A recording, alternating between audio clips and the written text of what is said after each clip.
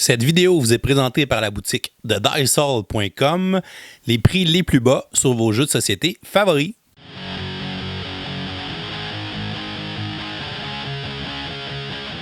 Un board game presque parfait, épisode 4. Aujourd'hui, à notre table de jeu, on sort nos figurines de G.I. Joe pour une partie de Venom Assault. Yo Joe!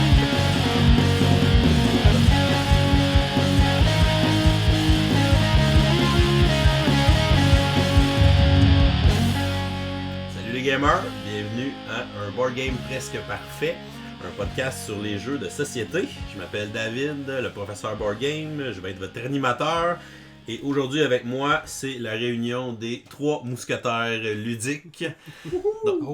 Donc j'ai avec moi le Athos du Kickstarter, LP. Bonjour tout le monde. Nous avons le Porthos du RPG, Patrice. Ça c'est celui qui est en surpoids. Il est toujours sous. Voilà. Et nous avons le Aramis, la voix du groupe, Jules. Bien le bonjour à tous. Ça va bien les gars? Oui. Athos c'était le leader. Hein? Ouais, moi je suis D'Artagnan, je suis comme celui qui est pas nommé dans les 3. Athos c'est le plus noble. Ouais, le leader c'est D'Artagnan, mais Athos c'est le virtueux. Ouais, D'Artagnan il est leader plus tard, pas au début. Il commence par être recru. Dans tous les films, ils nous mettent ça de même, là, parce que c'est pas logique, mais dans le roman, c'est effarant à quel point les 3 sont comme le jeune nous dit quoi faire, le go on suit. Mais t'as raison, oui, normalement c'est beaucoup plus tard.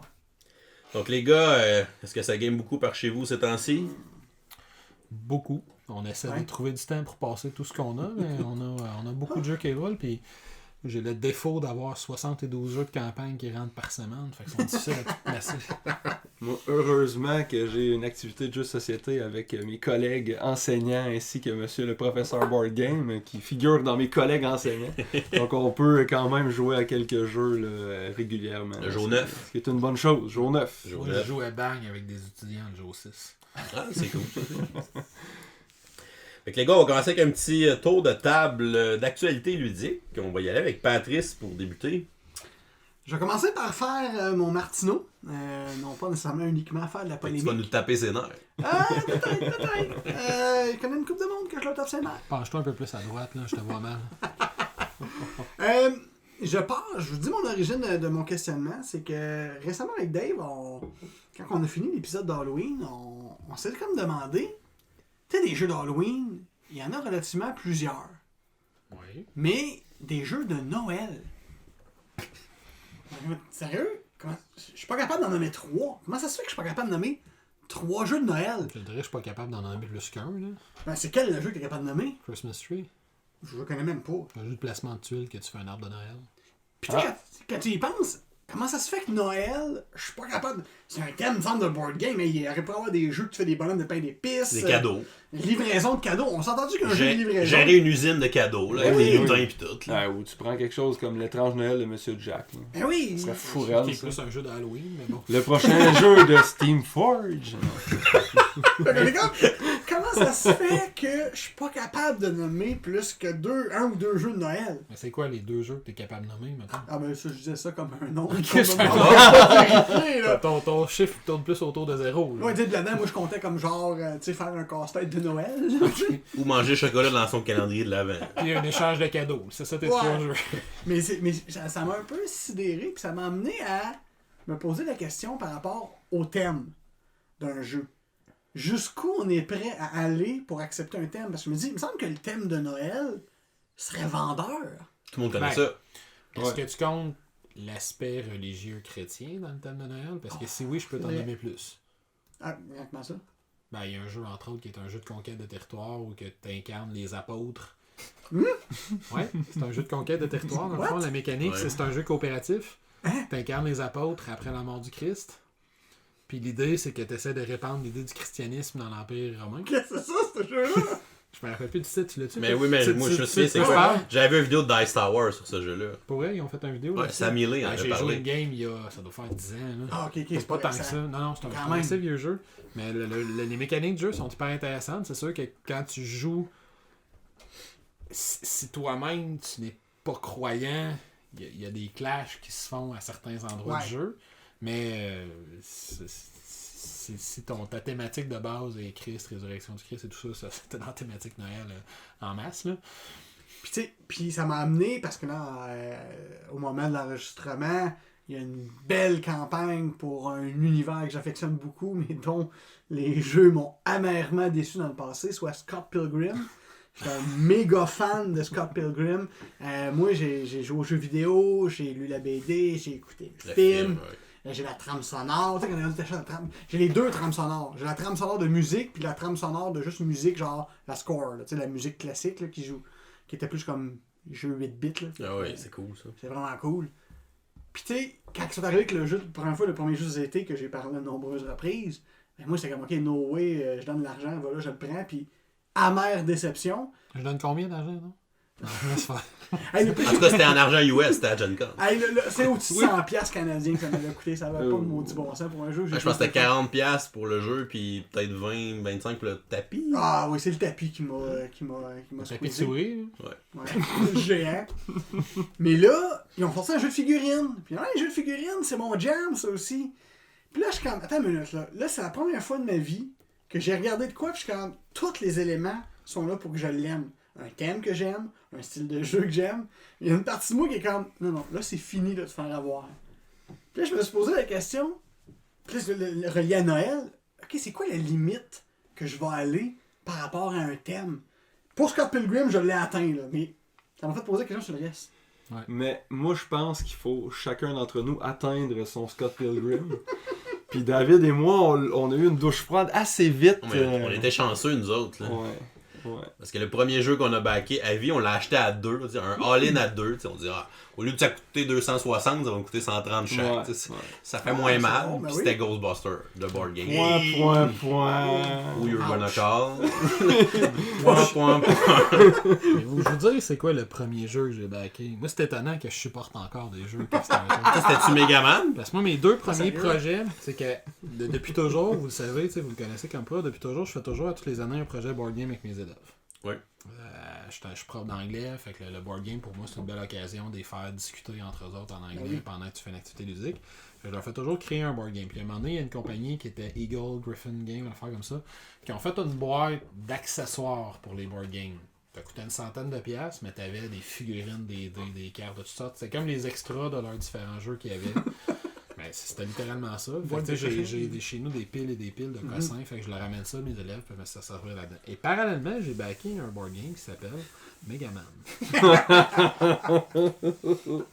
Qui est, en toute honnêteté, ben, je pense que ça ressemble un petit peu à ce que vous pourriez dire de Ghostbusters. Il y a des bonnes idées au niveau mécanique. Le matériel est débile. Là. Le matériel, le Megaman, c'est comme Ghostbusters. Le matériel, il est vraiment débile. Il y a un côté 8 bits. C'est des figurines pré-peintes. C'est des figurines pré-peintes. Qui servent même pas dans le jeu. 8 modèles de Megaman, t'as tous les bonhommes, tous les vilains de Megaman. C'est C'est beau. Là, quand je l'ai reçu, j'étais tellement excité d'ouvrir ça puis de jouer. Puis là, j'ai joué une game.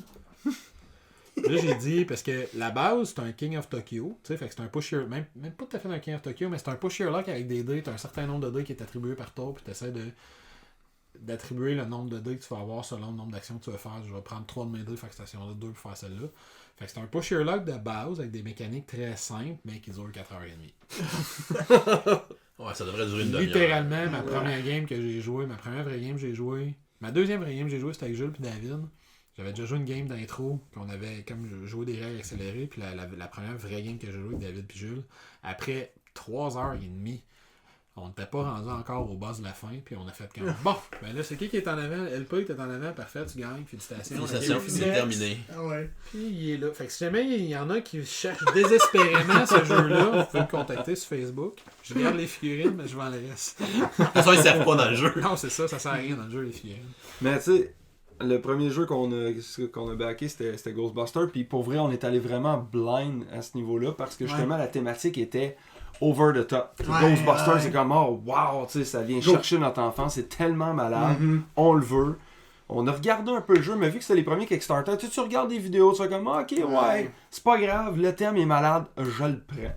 Depuis ce temps-là, par exemple, je regarde, mais de tous les angles possibles pour dire, ok, oui, la thématique est malade. C'est comme le dernier jeu que j'ai reçu là, qui est thématique, c'est Power Ranger, Heroes of the Grid. C'était écœurant, là, pour vrai, là, c'est un bon jeu. Mais je l'ai regardé, finalement, on me l'a offert comme cadeau de fête. Fait que ça, t'es chanceux. T'es très chanceux. Puis là, all-in, là, pour vrai, ils ont mis le paquet. Là, sont gentils, mes amis. Puis c'est ça. Fait que dans le fond, je regarde vraiment beaucoup, parce que je veux pas me faire pogner par la thématique. Puis c'est dangereux, là, parce qu'il y en a beaucoup, là. Mais c'est ça. Ouais, à Gen Con, cette année ou l'année passée, je me rappelle plus c'est lequel des deux, mais ça m'est littéralement arrivé de passer devant le boat de Jasco. Puis là, il y avait un père de famille avec ses 2 kids de genre 8 et 10 ans. Puis là, il tenait une boîte de Megaman dans ses mains. Puis là, j'ai passé à côté, puis j'ai fait « No man, don't buy that. Don't buy that. Buy that instead. » En pointant un autre jeu à l'autre bout. Va acheter ça là-bas. N'achète pas ça. C'est vrai, à chaque année, il y avait une pile de Megaman. Ils sont à 50%. Puis on rit tout le temps quand on les voit. Mais je suis content de voir, les gars, que je suis pas tout seul à me questionner sur l'attrait qu'un thème va avoir, jusqu'où je vais aller pour ça. Ouais. Un thème, moi je pense que c'est super marketing aussi. Là, Ouais. les compagnies, pourquoi je ferais un jeu de zombies ou je fais un jeu de pirates ou je fais un. Ouais. Il y a tout un aspect marketing, je pense, autour de ça. Ils vont essayer de cibler quelque chose. Oui, qui fit un peu, mais au final. On veut je fais un jeu de zombie, mais je veux rider la vague zombie. Je vais le publier à l'Halloween. Ou je vais y aller pour mousser tout ça. Fait que c'est très très très marketing. Ben, de nos jours, le thème, je pense qu'il est rendu super important. T'sais, le jeu qu'on va essayer, justement, Venom Assault, il est collé sur un thème très connu. Il va chercher cette valeur-là. Puis on est aussi dans une époque où le thème, il va quand même chercher beaucoup de nostalgie. Quand je pense Ghostbusters, Megaman, G.I. Joe, il va y avoir un jeu Transformer qui va sortir bien vite. Il y a eu un jeu Street Fighter qui est sorti justement la même compagnie que Megaman d'ailleurs. Fait que je l'ai vraiment pas acheté. Mais il essaie beaucoup. Il y avait la licence, eux autres, en plus. Il y avait la licence Street Fighter. Il y avait Sonic aussi, hein. Oui, ils ont fait deux board games de Sonic. Un cheap et un qui avait l'air popé de course. Là. Ouais. Mais évidemment, un jeu Sonic, ça peut pas être autre chose qu'un jeu de course. Exact. Cool. LP, de quoi tu veux nous parler aujourd'hui? Ben moi, fidèle à moi-même, je suis en train de backer 72 affaires sur Kickstarter. Fait que j'ai 2 campagnes qui viennent de se terminer, puis 2 autres qui sont au moment où on enregistre encore en cours. Une que je suis pas certain si je vais la garder, parce que moi j'ai l'habitude, tu sais, il y a souvent des early birds puis des trucs comme ça, ces campagnes Kickstarter, fait que quand quelque chose m'intéresse, je le back. Là, j'ai 1 mois ou 2 semaines pour réfléchir à savoir si je le garde ou non. Fait que quand je regarde la liste des projets que j'ai déjà backé parce qu'il te le sauvegarde Kickstarter. Ouais. Qu'est-ce que tu as déjà backé puis que tu as annulé? J'avais à peu près 500 projets là-dedans. Au moins, ça me permet de garder une trace de ce qui m'a déjà intéressé sur Kickstarter. C'est comme ça, entre autres, que je me suis rappelé de Venom Assault parce que je l'avais vu dans mes projets que j'avais déjà backé puis lâché. En tout cas, bref.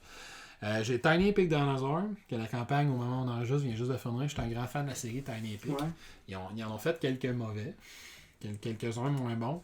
Le dernier que j'ai reçu, d'ailleurs, j'ai même pas encore osé le jouer, parce que je l'ai reçu. La même journée, il y avait vrai 4 revues qui sortaient. Tiny Epic mec. C'est genre 2 payés qui disaient c'est pas pire, puis 2 pas payés qui disaient c'est pourri.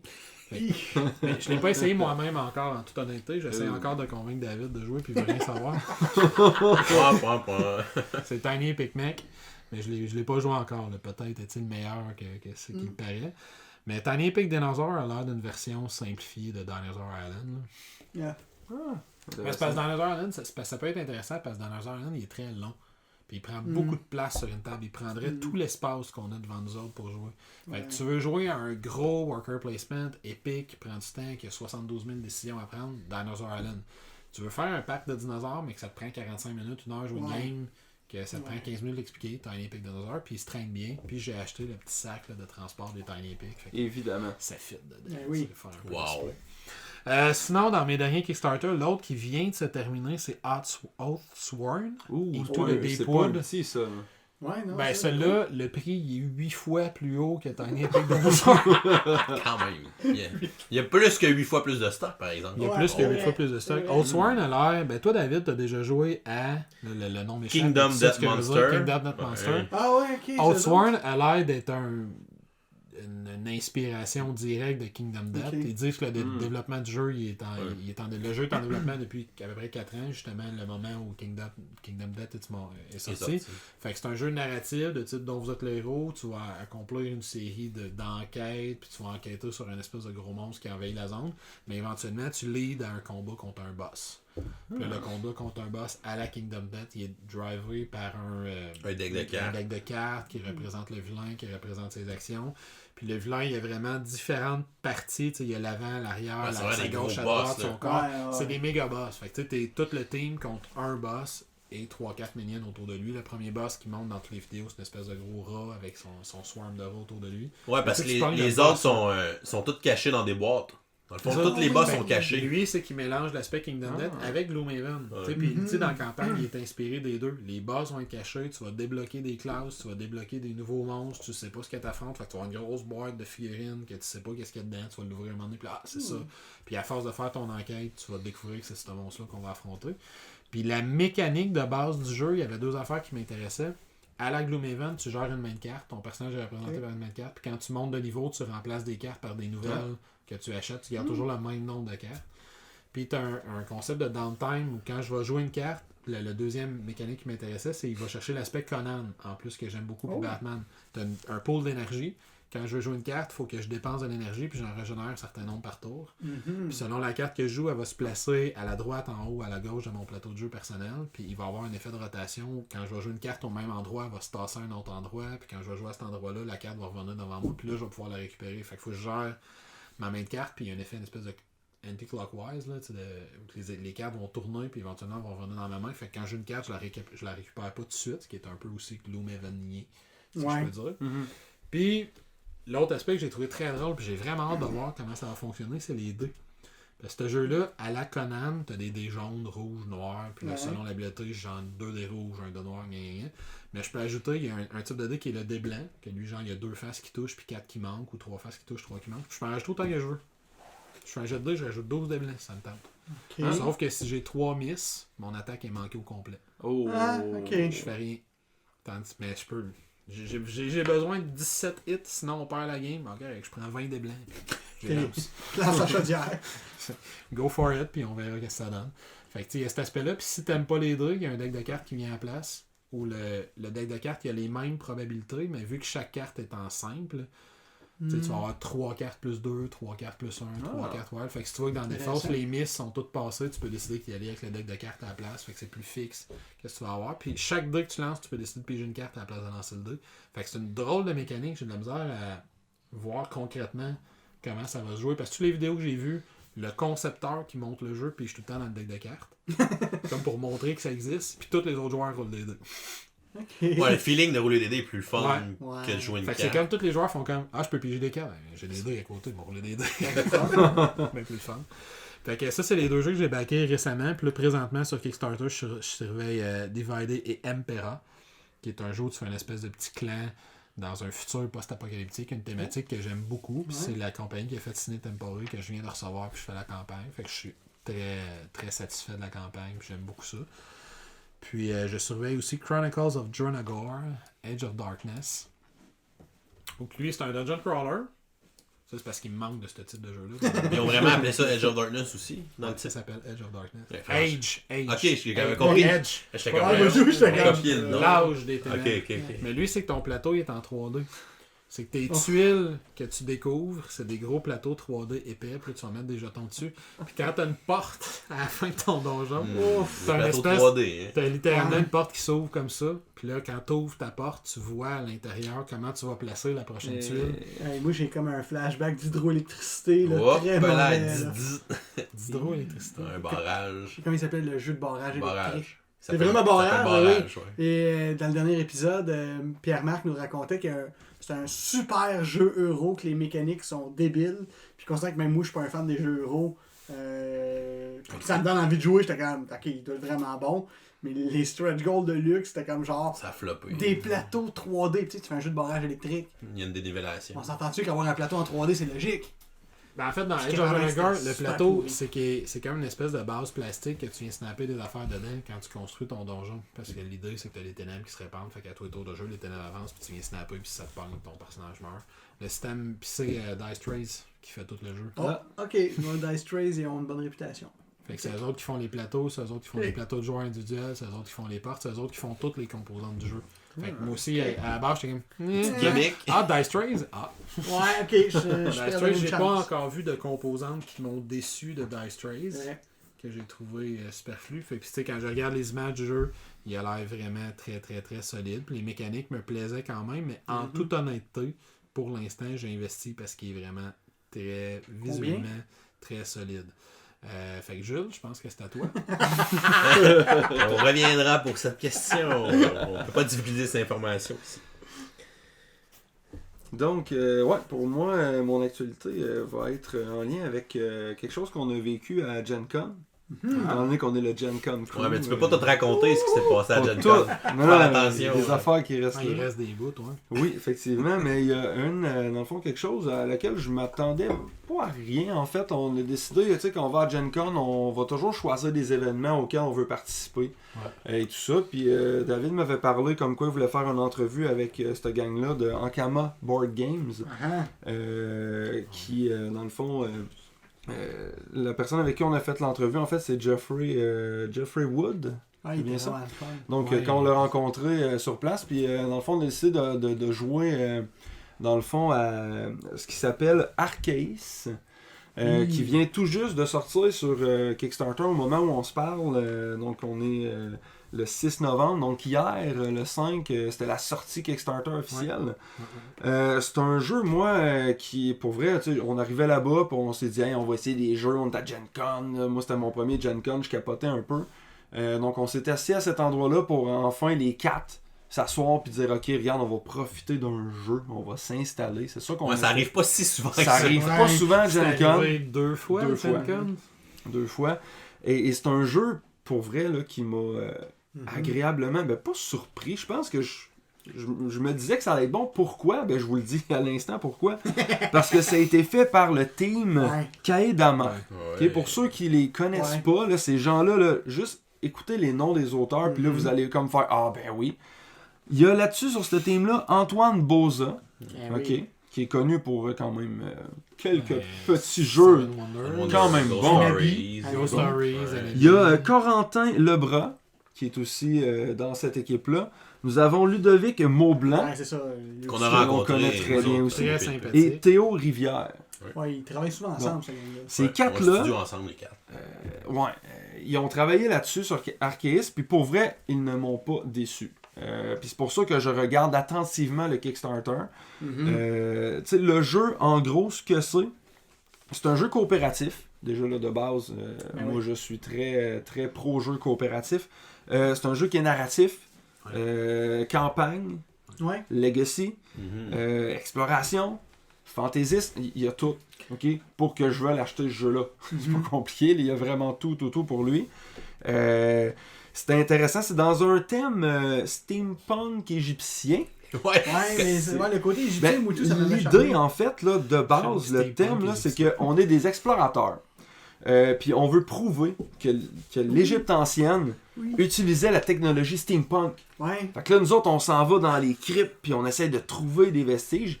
Puis pour vrai, quand vous regardez sur la page de la campagne, il y a des miniatures, puis il y en a qui sont pas très miniatures. Puis on voit très bien là, que c'est inspiré steampunk. Fait que j'ai comme l'impression que on va trouver de quoi que rapport avec le steampunk. Donc c'est quelque chose qui est intéressant, je pense, à ce niveau-là. Niveau thématique, on en parlait tantôt, Pat, au niveau de la thématique. C'est un jeu, en fait, qui se joue de 1 à 4 joueurs. Donc, il y a, j'imagine, option solo. Ouais, toujours parti. À peu près 60 minutes par partie. Ce qu'on avait essayé, ça ressemblait à ça. Ça ressemblait à ça pas mal. C'est à peu près 20 heures de campagne qu'ils disent dans le 2. Fait que c'est quand même une Donc, bonne on parle de campagne, 15 à 20 scénarios. C'est quand même pas mal. C'est quand même pas mal. Les miniatures sont incroyables. Super beau, c'est bien fait, c'est vraiment bien fait, tout ça. Là, on parlait tantôt d'environnement 3D. Ouais. Celui-là en a. C'est des plateaux modulables 3D. En fait, c'est comme les chambres des différentes cryptes ou des endroits où on va se déplacer. C'est fait un peu comme... moi, ça me fait penser, là, c'est niaiseux. Il n'y a aucun lien entre les deux. Ça me fait penser à High School, le petit jeu de pingouin. Oui, c'est les boîtes, ouais. Les boîtes sont faites pareil comme ça. Mais ça, c'est juste un proto, ça va être de même, le modèle final?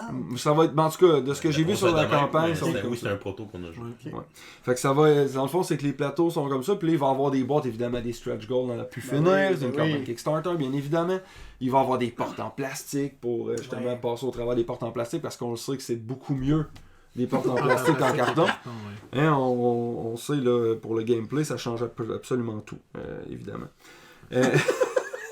Non, mais là, on jase. D'ailleurs, sont atteints avec les boîtes en plastique. Hein. Ah Je oui? suis en train de regarder ça vient d'être pogné. Je pense qu'ils sont free au backer en plus. Free for backers. Oh, Et Moi, voilà. si je m'appelais Jules, là, je me demande pourquoi je serais pas en train de me backer présentement. Très intéressant. Je dirais que ça ferait un épisode intéressant s'il y a un jeu qui se back pendant l'épisode. Du jamais vu. Jamais vu.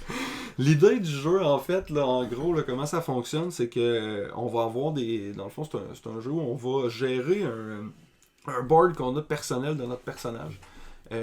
Sur lequel on va pouvoir placer des équipements. Donc, exemple, quelque chose pour nous aider à combattre les bestioles qu'on va rencontrer dans les différentes pyramides ou autres, là, les autres places qu'on va faire. Puis aussi, on peut avoir, par contre, des trucs qui vont nous donner des malus. Donc, à ce moment-là, qui va faire en sorte que nos jets de dés vont être moins bons et tout ça. En fait, on a 2 actions par tour.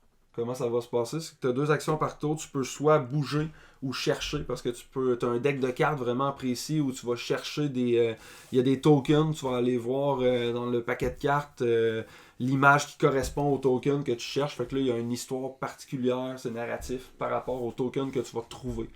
Qui va te donner peut-être un item que tu vas pouvoir utiliser justement comme bonus ou autre. On peut ouvrir des portes, bien évidemment.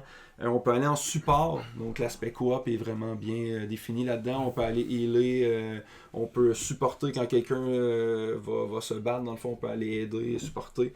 Il y a l'aspect des dés aussi là, qui ont entré là-dedans. Dans le fond, dans les combats, on va utiliser les dés justement là, comme moyen de combattre là, finalement à ce moment-là. Ce qui est intéressant quand même. Puis la fois qu'on l'avais joué, on a eu pas mal de fun, je pense. Oui, surprenamment.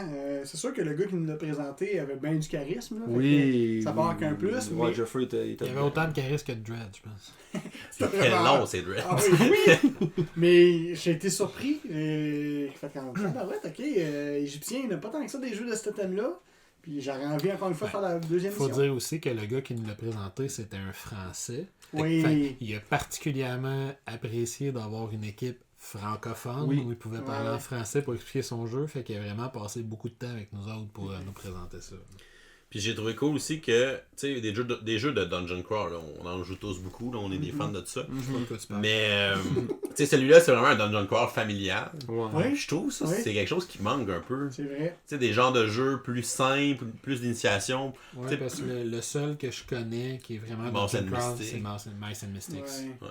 Fait que tu sais, d'avoir ça, puis de justement, je pense que ça pourrait faire un super beau jeu de dire ah ben, tu sais, ce jeu-là, je connais du monde qui tripe peut-être un peu RPG ou qui voudrait jouer un board game de ce style-là, ben, tu sais, partir avec ça ou jouer avec des jeunes enfants ou. Ou avec des conjoints qui sont peut-être moins grosses mécaniques. Ouais, Parce que là, c'est sûr qu'on a joué une version que la partie est installée, mais ultimement, installer le jeu, le défaire, c'était pas si long. T'as pas tant de composantes que ça sur le jeu, parce qu'habituellement, une Dungeon Crawl, c'est ça le problème, c'est que t'as du stock partout sur la table, c'est long, t'as 72 000 figurines, t'as 72 000 composantes. Celui-là, il avait l'air plus facile d'accès. Puis ce qui est intéressant aussi, c'est qu'entre chaque partie, chacun des personnages a comme un genre de backpack qui appelle, c'est une petite boîte où tu peux mettre tous tes items là-dedans. Fait que ça c'est cool parce que dans le fond tu finis ta partie, tu fais comment on va mettre tout ça dans une petite boîte au lieu de mettre ça dans des élastiques, puis là ça traîne dans la boîte. Mais là finalement c'est une petite boîte, tu mets toutes tes choses là-dedans, puis là quand tu reprends ta game, ben coudonc, tout est dedans. C'est un peu comme un jeu que j'ai joué avec vous deux justement, comment il s'appelle le deck building avec les Dire Wild. Ah oui, c'est le même principe, si tu peux sauvegarder entre les parties, c'est puis t'as vrai. une petite boîte pour mettre toutes tes composantes individuelles dedans, puis justement quand tu replaces le jeu, ça aide beaucoup. Là. Ouais, puis on a le camp d'archéologues aussi, qui est comme une petite ville qu'on fait évoluer, on peut engager des gens, des marchands, tout ça. Moi je trouve que ça a un petit feeling RPG, genre Super NES, tout ça. Je trouve ça cool. Moi, c'est cet élément-là qui. Parce que j'aborde un jeu de figurines, on explore, on tapoche, c'est simple. Hein? Mais le fait de pouvoir faire évoluer le camp, j'étais comme, ok, là tu viens me chercher. Là. Ouais, puis en faisant évoluer le camp, c'est que ça donne des pouvoirs particuliers. Exemple, je sais pas, moi on vient de finir la première game. Puis là, moi, je me suis ramassé parce que j'ai décidé d'aller combattre les bestioles sans trop regarder ce que je faisais. Fait que là, je me ramasse avec des blessures à gauche et à droite. Je suis plus capable de rien faire, mais au moins, avec des upgrades de camp, tu peux dire, ah ben, crime, on est capable de soigner 2 traumas. Fait que ça fait en sorte que tu as moins de malus pour la prochaine partie. Ben moi, cet aspect-là me faisait penser au jeu Hate. Que l'aspect de faire évoluer ton camp est vraiment intéressant. Mais la thématique du jeu est tellement inaccessible qu'il y a comme personne qui veut jouer. Là. Tu vois, quand on joue un jeu, on s'arrache la tête puis on se cannibalise les membres. Puis... Tu joues pas avec ta famille. Non, là, moyen. Là. Ça, là, justement, il y a cet aspect-là d'évolution qui est intéressant dans une mécanique, dans une thématique plutôt accessible. Puis puis il y avait un carnet aussi avec des genres j'allais dire des stretch goals, là, mais des achievements. Oui, c'est vrai. Donc, il y a des achievements qu'on va aller cocher dans le carnet, puis quand on réussit une rangée, ben, on va gagner quelque chose, une colonne, on va gagner quelque chose. On va colonne gagner et un pouvoir, rangée. un item ou quoi que ce soit. Ça aussi, c'est cool. Ça donne des petits buts à court terme pour que les gens les réalisent. Oui, puis mine de rien, ça rendait quelque chose d'intéressant, parce que ça, c'était des jets de dés qui te faisaient atteindre. Fait que des fois, tu avais un mauvais jet de dés qui te donnait rien, mais j'avais 2 symboles qui me permettent d'avancer ce ceiling-là. Fait que ça faisait que même tes mauvais jets de dés, des fois, te permettaient d'avoir quelque chose d'intéressant. Quand est-ce que tu kickstarts ça, Jules? Et j'y pense. On a jusqu'au 28 Ton novembre. téléphone est là, tu peux cliquer c'est dessus. proche. Moi, j'aimerais ça que ça se fasse dans les 5 minutes. On a jusqu'au 28 novembre, mais à l'heure où je l'ai regardé tantôt à 5h, c'était pas encore rendu, mais là, il est funded à l'heure où on se parle. Mais là, l'épisode va être diffusé quand? Si on veut que ça soit backé avant le 28 novembre? Le 22, on est correct. On est correct. Il va vous rester une semaine. Donc, Arcase, allez voir ça sur Kickstarter. Excellent. Moi, les gars, je vais vous parler d'un jeu qui a fait couler beaucoup d'encre sur les médias sociaux dans les derniers mois, depuis son annonce, en fait. Là. C'est le jeu Tapestry de Stonemaier Games. Donc, Stonemaier Games, c'est le studio qui ont fait Wingspan, qui ont fait Sight, qui ont fait quand même beaucoup de projets qui ont été assez populaires. Et c'est un studio qui ont énormément de super fans qui sont abonnés à cette communauté-là, de cet éditeur-là. Puis, le président de Stonemaier Games, qui est Jamie Stegmaier, qui est l'auteur de ce jeu-là. Il est très présent sur les réseaux sociaux. Exactement. Il est très, très présent dans la communauté. Il répond à beaucoup de threads sur Board Game Geek. Il fait un vlog. Il y a une chaîne YouTube où il fait plusieurs vidéos à chaque semaine où il parle justement de ses mécaniques favorites dans les jeux. Il fait aussi, il y a un blog pour... toute l'expérience que lui a acquis dans ses campagnes Kickstarter avec Sight et tout ça, qui a tout partagé ça sur son blog. Fait qu'il y a beaucoup de gens qui vont aller poser des questions ou aller chercher des ressources là-dessus. Fait que c'est quand même très très apprécié.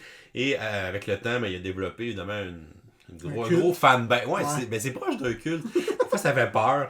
Et on sait que quand ils font une annonce, Internet explose ou ces gens-là capotent. Et dès qu'ils voient la page Board Game Geek, ils vont aller voter un 10 sur 10. Mais le jeu vient d'être annoncé. Il sort dans 6 mois. T'as même pas joué. Mais là, on a aussi l'inverse qui se fait. Là. Fait que là, il y a des anti-Stonemaier qu'eux autres font comme... On va des 1 sur 10, peu c'est importe ça. c'est quoi. Le jeu vient d'être annoncé, je mets 1 sur 10, Stonemaier, moi ça m'énerve. Fait que tu sais, je trouve ça un peu ridicule cette guerre-là. Puis tu sais, il est arrivé la même chose avec Tapestry, là, qui a été annoncé. C'est une grosse année pour Stonemaier. Ils ont eu Wingspan plutôt dans l'année. En début d'année qui a été très très hypé. Bon, ils ont été très critiqués parce qu'ils n'en avaient pas produit beaucoup. Le jeu était difficile à se procurer. Bon, ils n'en ont rien imprimé d'autre. Puis aujourd'hui, c'est réglé. Mais tu sais, Wingspan a fait beaucoup de buzz au début de l'année. Là. Après ça, il a annoncé Tapestry qui vient d'arriver en magasin au début de novembre. Et que les gens qui l'avaient commandé sur le site Stonemaier, eux, l'avaient accès à un mois à l'avance ou quelque chose comme ça. Donc, j'ai eu la chance de l'essayer, le jeu. Donc, c'est sûr que je ne vais pas noter un jeu sans l'avoir essayé. Là, mais c'est une espèce... Ils vendaient ça comme un jeu de civilisation, engine building. C'est ça qui est présenté, Tu vas incarner un peuple qui a un pouvoir spécial. Là. Moi, j'avais joué les craftsmen, mais tu peux jouer les architectes ou les voyageurs. C'est tous des thèmes comme ça. Tu vas avoir un petit pouvoir pour ton peuple, des façons de scorer des points ou d'avoir des petits bonus. Puis essentiellement, c'est un jeu... C'est assez abstrait comme jeu, en fait. Là. On va avoir une espèce d'énorme plateau avec 4 tracks autour du plateau. Fait que c'est des tracks qui vont rechercher le thème de la civilisation. Tu as une track militaire... T'as une track d'exploration, t'as une track scientifique, t'as une track technologique. Fait que, c'est des choses qu'on s'attendrait à voir dans un jeu de civilisation. Puis dans le fond, chacun a un jeton sur chacune des tracks au début de la game. Puis à ton tour, tu choisis une des tracks puis t'avances dessus. Tu dis, OK, ce tour-là, j'avance sur la track scientifique. Chaque déplacement va avoir des ressources que ça te coûte. Je paye ces ressources-là, j'avance. Et la case sur laquelle j'avance a un bénéfice que je vais activer, que je vais faire, qui va me permettre de faire différentes choses. La piste d'exploration te permet d'aller placer des tuiles sur le board, d'explorer, marquer des points comme ça. La track militaire te permet d'aller coloniser les différentes tuiles que tu as placées, d'aller marquer des points avec ça. Tu vas avoir la track scientifique qui va donner différents bonus ou qui va te permettre d'avancer sur les autres tracks. Puis tu vas avoir la track technologique qui va te permettre d'aller gagner des cartes technologiques qui sont en fait des cartes qui vont te donner des bonus essentiellement que tu vas faire monter tranquillement sur ton plateau pour pouvoir aller chercher les bonus qui sont sur ces cartes-là. Fait qu'au final, oui, on a un thème de civilisation, mais pour le gameplay, c'est très abstrait là, comme jeu. Fait que c'est vraiment un jeu de track. On avance sur des tracks, on déclenche des effets qui vont souvent faire des bonus. Donc si par exemple je déclenche une action sur une track, ben là, tu vas faire un nombre de points qui est égal où tu es rendu sur une autre track ou des choses comme ça. Tu vas faire des espèces de combos comme ça en avançant sur les tracks. Puis à certains endroits sur les tracks, tu vas avoir des espèces de bâtiments que tu vas pouvoir gagner. Puis quand tu les gagnes, tu vas les placer sur ton board personnel qui est une espèce de grille, dans le fond, une espèce de grille à la Tetris. Là, tu vas aller mettre tes bâtiments qui ont des formes un peu weird pour essayer de remplir des cases sur une grille, pour essayer de remplir des colonnes, des rangées, pour marquer aussi des points bonus. Puis ce petit côté-là, c'est peut-être le petit côté qui m'a plus énervé. Là. Ouais. Je sais pas si vous avez vu les composantes, puis le jeu a l'air de quoi. Dans le fond, tous les bâtiments, c'est tous des bâtiments 3D peints. Ok. Mais ça aurait pu être des tuiles, genre à la patchwork. Ça aurait pu être des... Ouais, c'est ça. Ça peut être des tuiles à la patchwork que tu places ton board, puis ça aurait fait la job. C'était-tu nécessaire de faire des bâtiments peints en 3D? Non. Si on était sur Kickstarter, tu m'offrirais ça, une version de luxe de même avec ça. Je fais comme, ok, fine, c'est cool. Mais, tu sais, si tu m'obliges à acheter ça en magasin, puis ton jeu se vend 125$, ça m'énerve un peu. Moi, j'aurais pris une version à 50-60$, puis avec des composantes un peu moins bonnes. Mais ce que bien des gens ont fait comme Parle, vu que tu as beaucoup aimé, dans le fond, Wingspan, tu es allé chercher des composantes d'upgrade, de luxe. Mais c'était pas dans le jeu, puis tu pas payé pour ça. Tu as décidé toi-même de le payer, on te l'a pas mis dans la gorge, là, dans le fond. C'est ce que je comprends. Là. Parce que dans le fond, là, je suis en train de regarder des photos pendant qu'on parle. C'est vraiment des composantes 3D très grosses. Pré-peintes, les composantes que je te montre présentement, c'est ça que tu as dans le jeu. Là. Ouais. Okay. Ça sert juste à les placer sur ta grille pour remplir les cases. C'est comme le quart du prix de la boîte, c'est pas la moitié, c'est juste ça. Ouais, c'est sûr. Définitivement. Wow. Okay. Ben ça, c'est le genre de composantes de luxe que tu veux justement payer à part. Donne-moi des jetons en carton qui font en même temps. Vendre boîte comme Anachronie. Oui, c'est ça. C'est un très bon exemple parce qu'Anachronie, une des composantes les plus connues du jeu, là, pour ceux qui l'ont vu, c'est des espèces d'énormes figurines 3D en plastique que tu places tes ouvriers dedans. Mais le jeu de base vient avec un token en carton qui fait parfaitement la job. Ouais. Puis le jeu de base d'Anachronie, pour vrai, il est pas si cher que ça. Il est une $50. Mais pour ce qu'il y a dedans, pour ce qu'il y a dedans, il y a énormément de stock. Tu veux le pack avec les figurines à 30$ de plus? Parfait. Ton pack, là, ton jeu vaut 80$, mais le jeu de base, il y a énormément de stock pour 50$. C'est juste que t'as pas des super figurines, puis t'en as pas besoin pour jouer. Il ajoute un bel effet cool, mais quelqu'un qui lui dirait, moi, je veux la mécanique du jeu, peut l'avoir pour pas cher. Fait que personnellement, j'aurais aimé qu'ils fassent la même chose que Anachronie ont fait pour les bâtiments 3D, qui selon moi n'étaient pas vraiment nécessaires.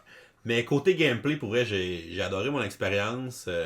Je m'attendais vraiment à rien. Là. On l'a essayé, puis on était 5 joueurs. Fait que c'était quand même. Ça a quand même été une game de 3 heures. Puis c'était notre première game pour. On était 3 des joueurs, c'était notre première game. Mais c'est un jeu qui coule quand même bien parce que à ton tour, c'est comme ok, j'avance à la track militaire. Ben, ok, ça déclenche un effet, je le fais. Toi à ton tour, ok, j'avance à la track technologique. Tu payes, tu le fais. Fait que c'est quand même assez fluide parce que ton tour dure pas des heures. T'as pas tant de décisions à prendre que ça. Puis souvent tu vas faire cette réflexion-là, justement, pendant que c'est le tour des autres, ben là, je vais analyser, ok, je pourrais faire un combo si j'avance sur cette track-là, puis au prochain tour, je vais aller activer telle autre affaire sur l'autre track.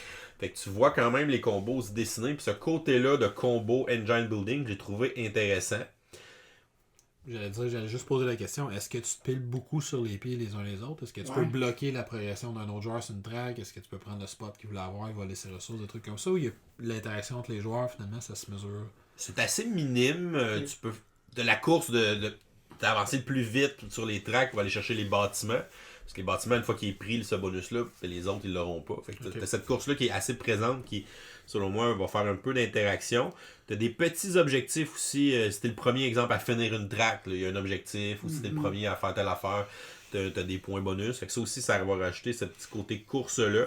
Sinon, interaction entre les joueurs, tu peux pas tant empêcher quelqu'un d'avancer sur une track. Il y a des endroits où tu peux comme effet, tu peux reculer quelqu'un sur une track ou des choses comme ça, mais c'est assez minime. Puis la traque militaire, ben, tu peux aller essayer de conquérir un territoire où il y a quelqu'un. Fait qu'il va y avoir une espèce de petit combat qui va se faire, puis là, bon, on peut jouer des cartes d'ambush, tout ça, on peut essayer de prendre le territoire de quelqu'un, mais c'est vraiment minime, là, parce qu'il peut pas avoir plus que 2 jetons sur un territoire. Fait que, si tu essaies d'aller conquérir un territoire, puis que t'as pas réussi, ben, ton pion va être couché dessus, mais il n'y a plus personne qui va essayer de tasser l'autre. Fait que oui, ça peut faire un peu d'interaction, mais c'est vraiment très minimal. Je pense que l'interaction est plus là de la course aux objectifs puis la course aux bâtiments bonus, qui sont assez gros les bâtiments, fait qu'ils couvrent beaucoup de cases, fait que c'est vraiment bon d'aller les chercher. Fait que j'ai vraiment aimé cet effet de combo-là, puis le petit côté engine building. On a un plateau personnel, puis si vous avez joué à des jeux comme Terra Mystica, Project Gaia ou Clans of Caledonia, c'est le genre de jeu où ou Sight même, là, c'est un genre de jeu où tu as plein de pions sur ton board au départ, tu as comme 4 sortes de maisons sur ton board, puis quand tu fais des actions pour construire les maisons, mais tu vas aller les enlever de ton board pour les placer sur ta grille, puis quand tu les enlèves, ils vont avoir un bonus en dessous, fait, ça va augmenter ton income ou ça va te donner des choses, pas des façons de marquer des points bonus aussi. Ben, j'allais dire, moi j'ai pas joué à Tapestry, mais je l'avais vu installer l'autre fois qu'on a fait notre journée à Dice Hall. Puis les plateaux individuels de genre me faisaient beaucoup penser à ceux de Sight. Ça ressemblait visuellement beaucoup. Pas dans le design visuel, dans le graphisme du plateau, mais dans sa mécanique, la façon qu'il est construit. Ouais, c'est clair que c'est inspiré de Sight, qui était aussi son... Est-ce que c'est lui qui l'a designé? Ouais, c'est lui tout seul qui l'a designé. Je pense que ça fait 2-3 ans qu'il travaillait dessus quand même. Tu sais, un gars qui l'a pas quand il design des jeux. Mais c'est ça, j'ai vraiment aimé Tapestry. Pour vrai, je vous conseille de l'essayer puis de mettre un peu de côté l'espèce de chicane ou de hype autour de ce jeu-là, puis de le prendre pour ce qu'il est présentement. C'est pas le jeu le plus thématique en ville, mais côté mécanique, je pense que ça fonctionne très bien. Parce que tu fais bien de le souligner, parce que moi je me rappelle au dernier Meeple Olympiade, je venais d'avoir une copie de Wingspan en français, puis je l'avais amené. Puis je me disais, peut-être le temps de jouer avec quelqu'un, tu sais. Puis sérieux, il y a plusieurs gamers que quand ils ont vu que j'avais Wingspan, ils ont fait comme ah, t'aimes Wingspan. Il était fâché. Ben, genre, c'était comme genre, la prochaine fois, je suis comme, faut-tu me cracher dessus, là? C'est what the fuck, man? Ouais, c'est ça. J'étais comme, j'avais le feeling d'être au secondaire, puis de dire genre, ouais, moi j'aime tel genre de musique. T'aimes le punk? Ouais, voyons, c'est quoi cette histoire-là, man? J'étais surpris à quel point ça polarisait. Ouais, c'est fou. Ce gars-là. Mais en même temps, quand tu polarises comme ça, t'as une forme de talent. Tu l'aimes ou tu l'aimes pas, mais quand même, il vient chercher le monde. Ouais. Fait que Tapestry, si vous avez la chance, les gars, d'essayer ça, c'est vraiment cool. Puis il va avoir en français dans les prochains mois aussi. Ouais, ils sont bons, eux autres, pour traduire en français. Ouais, c'est Matago d'habitude qui traduisent leurs jeux. Fait que... J'ai bien l'impression que la chance se présentera éventuellement. On va en avoir une copie éventuellement qui va arriver. Fait que Pat, t'avais quelque chose à nous dire avant de passer au deuxième segment. Pour clore cette première section, alors vous avez entendu dans les derniers épisodes, j'ai une relation particulière. Je suis quelqu'un qui peut être parfois très émotif avec les jeux que je fais. Ou que t'achètes. Ouais. Ou que tu veux. C'est que j'ai des attentes des fois, puis je vis mal avec la déception et je veux me libérer justement de cette déception-là parce que y a pas raison de rester accroché à ces sentiments négatifs-là. Non. Alors, je fais plusieurs épisodes que je parle, que je vais me libérer, donc dans un acte de psychomagie. Je vais vous faire le premier installment d'une chronique récurrente qui va être, là c'est un titre de travail, là, poème pour un board game. Wow. Peut-être va quelque chose genre comme les... Je voulais juste être sûr qu'on parlait toujours d'un board game. Fait que pour me libérer de ma mauvaise expérience, alors aujourd'hui je vais vous faire vous réciter mon poème sur Fireball Island. Ça promet. Ceux qui sont capables d'identifier l'inspiration du poème, vous avez un meeple de plus que les autres. Okay. Alors, oh, mon vaisseau d'or à la cyprine ludique, qui fit rêver les vasselles des doux souvenirs. Dans cette tempête qui veut tout obtenir, le plaisir n'a plus rien de pudique. Attisant la convoitise des restaurateurs, Telle une sirène appâtant dans ses récifs, les enfants charmés par ses serments lascifs. Engageant Davio, la plus enjôleuse. J'aurais dû craindre son chant obédientiel, mais, aveuglé par les chimères mercurielles, je mésestimais l'absence du faux diamant. Que reste-t-il de ces écus dans l'abîme? Les légacies d'un dieu mortel fantasmant? Hélas, rien d'autre que ces quelques rimes. Oh! Quand même. On va le traduire en anglais, on va l'envoyer à Monsieur Davio. Il faut que je me libère parce que son prochain jeu, là, malgré que ça me fait chier qu'il n'ait pas fait ces, entre guillemets, efforts-là. C'est devoir, mettons. Il a pas fait ses devoirs. Ouais, Dark Tower. Est-ce que Dark Tower Dark ça Tower. s'appelle? Return to Dark Tower. Hey, ça a l'air d'être contrôlable par une application Bluetooth. Ça a l'air débile. Fait que je me dis, je veux pas me priver du plaisir potentiel. C'est pas lui qui a le designé, le jeu de figurines de Scott Pilgrim? Non, j'espère que... Non, je pense pas, non. Ça serait débile. Ça serait malade. Mais c'est lui qui fait Death May Die avec... Mais c'est... Avec Monsieur Eric. Ah ouais, j'ai reconnu. Là. Ouais. Super. Non, une belle œuvre littéraire. Merci, Pat. Merci. Les gars, c'est le temps d'aller chercher nos AK-47 puis de prendre une petite ride dans un tank pour aller jouer une game de Venom Assault. Je dirais qu'il y a au moins un Gatling gun qui va se faire aller. Est-ce que vous êtes prêts? Yes! Yo, Joe!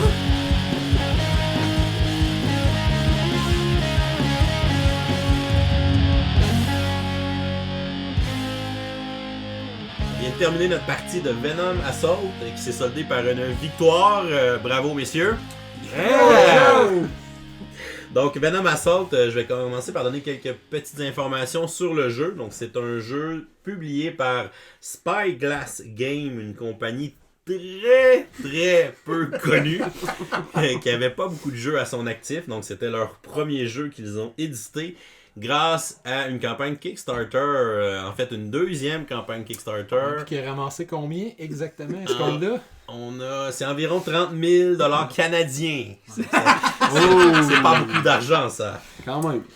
Les auteurs sont Jeff Arbott, Michael Knight et Dave Plohensi. T'as-tu dit Michael Knight? Ouais, Michael Knight. Ouais. Comme le chauffeur de Knight Rider, là? C'est le chevalier. Oh, man! C'est Michael le chevalier. C'est un jeu de 1 à 5 joueurs. On peut jouer en solo. C'est un jeu qui devrait durer de 1 à 2 heures, ce qui est assez fidèle avec notre partie, qui a duré 1h30.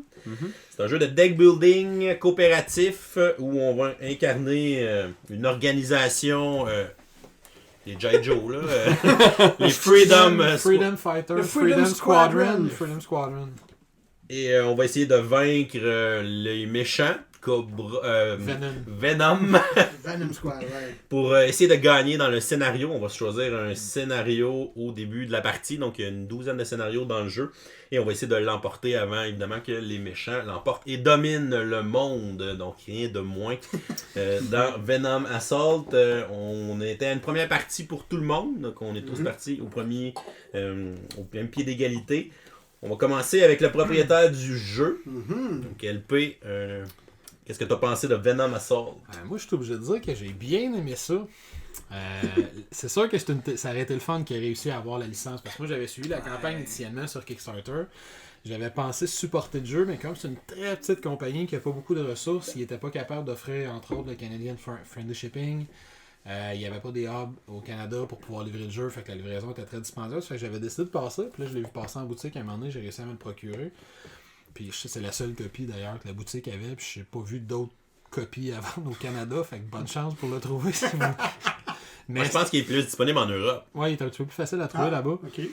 Puis, mais c'est un jeu que c'est un bon deck building, très classique dans sa mécanique. Il y a 2-3 petites twists intéressantes. C'est un building, entre autres, avec des jets de dés, ce qui est assez rare. Dans le fond, on essaie de se bâtir une main de cartes intéressante pour être capable d'aller battre les vilains et atteindre les objectifs qui sont fixés, mais on va battre les vilains quand même en roulant des dés au final.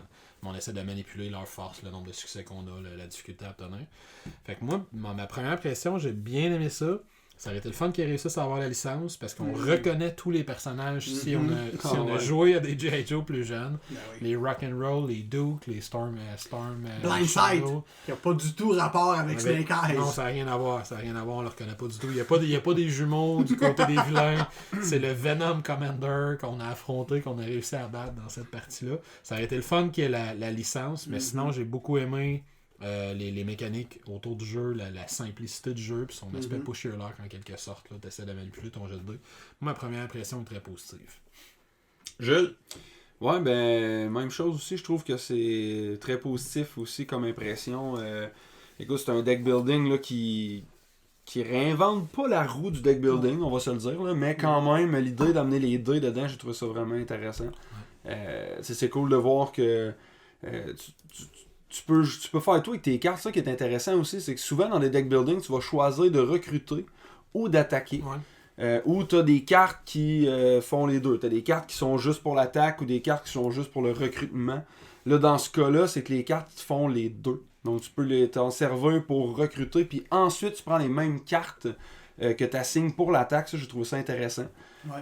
Puis aussi, c'est ça, avec les dés, dans le fond, là, qu'on va rouler. Puis moi, étant quand même un peu chanceux dans les jeux de dés, ça m'a bien servi, parce qu'au premier tour, on a juste des cartes de base, puis j'ai quand même réussi à vaincre un boss avec des succès à 5 et plus. Donc, c'est quand même intéressant là, à ce niveau-là. Donc, je trouvais ça vraiment cool là-dessus. Puis c'est ça, l'idée que les cartes, on peut les utiliser justement là, pour influencer finalement là, le recrutement et tout ça, là, puis ensuite les attaques, je trouve ça vraiment, vraiment bien. Je peux me permettre de rajouter aussi dans une petite affaire que j'aime bien de ce jeu-là, que j'avais oublié de dire, il y a un plateau de jeu. C'est niaiseux à dire, mais les deck building qui ont un plateau sont pas si nombreux. Clank en a un. Puis c'est pas mal. Tyrant of the Underdark. Tyrant of the Underdark en a un. Mais tu sais, il y en a qui ont des tapis de jeu. C'est ça. Les Marvel et compagnie. Mais tu sais, il y a un plateau de jeu avec la mise en place des cartes, puis ça, puis ce qui représente les différents lieux qui sont contrôlés par les vilains de Venom. Puis qu'on va essayer de les battre, puis une petite carte de reward, une petite récompense à chaque fois que tu réussis à prendre contrôle d'un lieu. L'aspect plateau dans le deck building, c'est pas si fréquent. Je connais Shadow Rift puis Clank, vite comme ça. Là. Puis il est pas superflu. Le plateau sert vraiment à quelque chose. Contrairement à un certain jeu de personnages de gars de Toronto qui a un beau tapis qui servait à rien. Ça va être mon prochain poème, ça. Puis sinon, toi, Pat, tes premières impressions? Comme je l'ai déjà dit à ce micro, professeur, moi, les deck building games, par la force des choses, j'ai pas le choix de dire que c'est mon type de jeu préféré. Ouais, je pense que c'est ça pour pas mal tout le monde autour de la table, on dirait. Fait que je suis assez critique. C'est sûr que moi, j'étais comme, check ben le jeu qui va faire semblant d'être G.I. Joe pis qu'il sera pas. Fait que je partais avec un petit comme moi qui a un deck building, faut que tu m'impressionnes pis bof.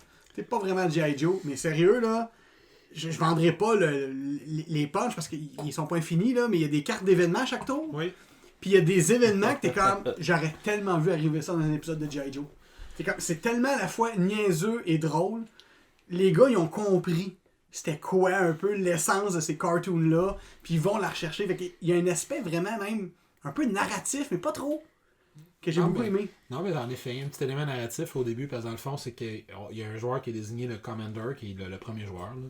Puis à chaque fois que ça vient autour du premier joueur, on va flipper une carte événement, puis on va la résoudre, puis elle va affecter le tour de jeu au complet. Puis mécaniquement, l'événement, on peut attaquer juste un lieu en particulier du plateau, on peut avoir plus de cartes disponibles dans le marché. Mais il y a une petite narration qui vient avec Sandbar, ça en va cuisiner je sais pas quoi dans quel coin. Puis tu reconnais l'essence des cartoons des années 80-90, des G.I. Joe qui se passent de quoi, par rapport avec un crash alien quelque part qui est... Il y a pas d'émission que il y a un dieu égyptien qui se réveille, puis il faut l'arrêter. Il y a une émission, c'est un ancien dieu, c'est Old God. C'est un crossover avec Ghostbusters. Je vais vous le trouver. Ça fait. Incroyable. Mais comme t'as dit, Louis-Philippe, durant qu'on jouait, tu sais, les 2, 3, mais rendu au 3, t'as comme pas le choix de faire comme. J'ai vraiment du fun. Puis tu sais, il y a 12 missions, on a dit? 12. Ouais. Sérieux, moi, j'ai fait 12. Puis comme à chaque fois on se dit, mais combien de jeux je peux dire que j'ai joué 12 fois? Moi, celle-là, je suis quand même, on va faire les 12 missions, on va avoir du fun. Ouais. Après 12 fois, je pense pas que j'y rejouerais, mais quand même, jouer 12 fois un jeu, je sais pas combien il t'a coûté, mais... Il coûte environ 45$, fait qu'il est quand même à plein prix, là. Il y avait pas de rabais celui-là. Fait que c'est un prix intéressant pour les composantes que tu as à l'intérieur du jeu. Là. C'est sûr qu'il y a le facteur quand même que, tu sais, moi j'ai comme écouté les G.I. Joe quand j'étais jeune, j'ai joué avec les bonhommes. Fait que même s'ils n'ont pas la licence, je trouve qu'ils ont bien tourné autour de ça. Puis le fun est encore là. Fait que pour moi, c'est le ouais. Puis je dois dire aussi que moi, n'étant pas un fan de G.I. Joe, tu sais, Ouais. j'ai jamais Il est trop écouté jeune. ça. Ouais, c'est ça. J'ai jamais écouté ça, puis pour vrai, j'ai eu du plaisir à le jouer. Puis, tu sais, puis j'ai les cartes, là, j'avais une grosse carte de tank qui démolissait tout sur son passage. C'est vraiment très thématique, là, tu sais, militaire un peu... trop intense pour rien. mais j'ai vraiment aimé ça. Puis même si je connais zéro la thématique, c'est quand même très drôle. Là. Les cartes d'événements sont drôles. Puis tu comprends l'idée, dans le fond, de la blague derrière ça. Mais même si j'ai pas la référence au G.I. Joe, j'ai trouvé ça vraiment drôle quand même. Là. Mais tu sais, j'ajouterais que la façon dont le deck des cartes que tu achètes est composé, pour ceux qui ont acheté des jouets à G.I. Joe, tu les reconnais vraiment parce que tu as des cartes soldats et tu as des cartes véhicules et t'as des cartes base. Ouais. Les cartes base quand tu les achètes, puis t'as l'impression de voir là, la grosse fusée gigantesque là, avec le lance-fusée qu'on avait toutes, que les plus chanceux d'entre nous avaient. Puis t'as ton gros tank qui arrive, puis là quand tu l'as, t'es content, mais faut que tu mettes ton G.I. Joe dans le tank pour que quelqu'un puisse le piloter pour qu'il serve à quelque chose. Fait que tu sais, même dans la composition du deck de cartes que t'achètes, c'est très représentatif. Pas juste des émissions, mais des jouets qu'on avait quand on était petit. J'ai trouvé que le thème G.I. Joe, tout ça, les gros soldats américains, je trouvais que ça fitait avec le fait d'avoir ajouté des dés dans le jeu. Oui, c'est vrai. Ça met une touche très Ameritrash dans le jeu d'ajouter cette composante de hasard-là, mais ça fit, c'est des G.I. Joe. On a des gros guns, des gros tanks, ben on va lancer des dés quand on attaque. Sinon, si on jouait juste nos cartes, on dirait que ça fitterait moins dans le thème. Fait que, au début, quand j'ai lu un peu les règles sur Internet, puis j'ai regardé ça, je suis en fait... un deck building avec des dés, c'est rare. C'est vraiment weird, là. Mais finalement, en le jouant, c'est comme, ok, ça fait du sens, là, puis ça marchait bien, là. C'est rare les deck building avec des dés, puis c'est rare que ça marche. Puis lui, ça marche. Elle ajoute des dés. T'sais, moi, des deck building que tu peux utiliser des cartes pour 2 affaires, puis en plus, tu me rajoutes des dés, je suis comme, ouf, t'es ambitieux, toi, là. Ouais. Mais ils ont vraiment bien su mixer avec le thème. Ouais, puis lui, il y a. En tout cas, on passera peut-être à réfléchir, vous me reviendrez si vous en avez, mais est-ce qu'il y en a d'autres des deck building qui ont des dés? Que tu lances des dés? Pas à ce niveau. Tes actions-là. Clank a un dé une fois de temps en temps, mais pas. Ouais, le dé de la momie, mettons. Le dé de la momie, mais sinon, c'est ça, C'est non. une extension. Ouais, c'est c'est ça, c'est une extension, je mets pas dans le jeu de base. Sinon, j'ai une bonne question pour vous autres. On a parlé beaucoup du thème du jeu. Je pense que c'est un de ses éléments clés, un de ses forces. Mais comme on a dit, oui, c'est un jeu de G.I. Joe, mais c'est un jeu qui n'a pas la licence de G.I. Joe. Ouais. Comment vous traitez ça de faire un jeu sur un thème d'une licence populaire sans avoir cette licence-là, mais d'en tirer sa popularité? Ça me fait penser un petit peu aux premières campagnes de Seamon avec les Zombicides, où il allait calquer des personnages dans leur stretch goals, entre autres. La première saison, on allait chercher presque tous les personnages de la série avec Sheldon, Big Bang Theory. Big Bang Theory, oui. Ouais. Il y avait plusieurs personnages dans la première et dans la deuxième saison, puis il calquait le personnage, mais là, c'était juste un personnage avec un petit pouvoir qui pouvait faire penser au personnage de la série. Je connais pas la série, fait que je sais pas si ça fitait ou non. Mais là, ils ont vraiment calqué l'univers au complet, jusqu'aux narrations qu'il y a sur les cartes événements qui rappellent des épisodes qu'on a écoutés dans notre jeunesse. C'est délicat. Ouais. J'ai l'impression qu'il aurait été dans le trouble s'il avait ramassé $1 million. Ouais, c'est mon opinion aussi. Mais c'est un jeu qui est tellement petit dans son envergure que, tu sais, en même temps, s'il avait ramassé $1 million, il aurait pu aller chercher la licence, tu sais. Fait que c'est comme un... Ouais, mais tu sais, la licence de G.I. Joe est possédée par Hasbro. Ouais, mais il n'y a plus personne qui s'en sert ici avec un... Ouais, c'est ça. Elle doit pas coûter si cher que ça de nos jours, là. Ouais, peut-être, c'est vrai. Mais je suis toujours surpris à quel point des fois ils peuvent être cupides, là, mais je pourrais vous parler de comment la licence de Godzilla, parce qu'on s'entend que Godzilla ferait un très bon board game, hein? Oui. Puis pourquoi qu'elle n'existe pas? Ben, les studios Toho au Japon... Ils la vendent trop cher ou... non, tu sais, juste pas. Ça, Ok. Mais tu sais, en même temps, t'as des petites compagnies européennes qui font des jeux de licenciés Batman. Oui! Fait que, Il n'y a pas un jeu espagnol de Batman figurine que j'ai appris comme des années avant qu'ils traduisent leur livre de règles de espagnol en anglais. T'es quand t'as une minute, là. T'as un jeu de miniature de Batman, genre à la Warhammer, puis il est juste en espagnol. Oui. Je ne comprends pas.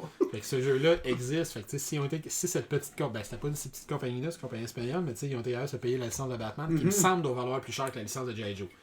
Je pense que oui. Logiquement, C'est G.I. Joe, ça fait des années que j'ai pas rien vu de G.I. Joe. Fait que tu sais, Si quelqu'un disait on devrait faire un board game, t'as le 100 G.I. Joe, ça doit pas coûter si cher que ça. C'est sûr que là, ils ont fait juste 30 quelques mille. Ouais, c'est vraiment pas gros pour. Ils l'ont eu à 101%. Là. Ouais. Mais c'est quand même une chose courante dans le sens où on voit ça quand même Oui, pas c'est mal vrai. dans le board game. C'est vrai. C'est sûr que là, si on pense à FFG qui vont chercher des licences de fous comme Marvel Star Wars. dernièrement, Marvel, Game of Star Thrones. Wars, Game of Thrones, en tout cas, name it, là, il y en a vraiment plusieurs. Là. C'est sûr qu'il y en a d'autres par contre qui sont quand même. Tu sais, mettons, je fais juste penser à Smash Up. Moi, je suis un fan de ce jeu-là, Smash Up, jeu de cartes. Puis ils sont allés faire un peu la même chose que le jeu qu'on vient de jouer, là. Dans le sens où ils vont chercher ils vont aller se calquer à Star Wars pour faire une expansion. Puis là, t'es comme, hey, c'est clairement des Jedi, ça. Oui. Mais non, c'est pas des Jedi. C'est des Star Knights. Ouais, mais tu sais, c'est ça. Je trouve ça délicat, mais en même temps, il y a l'air d'avoir une zone grise, là, je pense, là-dedans. Ouais. Puis les gens en profitent beaucoup. Ben, je te dirais que, tu sais, pour avoir lu sur le sujet récemment, c'est comme la zone grise de mettre de la musique connue sur ton podcast. Mhm. Si ton podcast a 15 auditeurs, hey man, mets la musique que tu veux, genre jamais ils vont s'en rendre compte. Ouais. Mais maintenant, tu commences à avoir une couple de milliers, t'as des commanditaires, j'ai envie de te dire, c'est certain là, qu'ils vont t'écrire, t'as pas d'exception. Puis, tu sais, en fin de semaine, j'ai rejoué à Nemesis, tu sais. Puis à un moment donné, on expliquait le jeu à un de nos amis. Puis à tout bout de champ, il était comme dans Alien. Oui. Comme dans Ouais, c'est la Alien. même affaire. Au point qu'à un moment donné, le gars à qui appartenait le jeu, il était comme quasiment tanné. Il dit ok, tu veux t'arrêter de dire que c'est comme dans Alien. C'était comme rendu un running gag. là. Nemesis, c'est Alien, ça Ben oui, licence ben oui, Alien. C'est la même exact. affaire. Puis elle se demandait comment est-ce que cette compagnie-là, parce que Nemesis, il a fait quand Il a même. quand même fait 3 millions d'euros. Là. Comment ils ont pu passer. Mais, tu sais, c'est là que ça nous amène, je pense, à réfléchir que finalement, l'industrie du board game, ça reste quand même underground aujourd'hui. là. Ouais.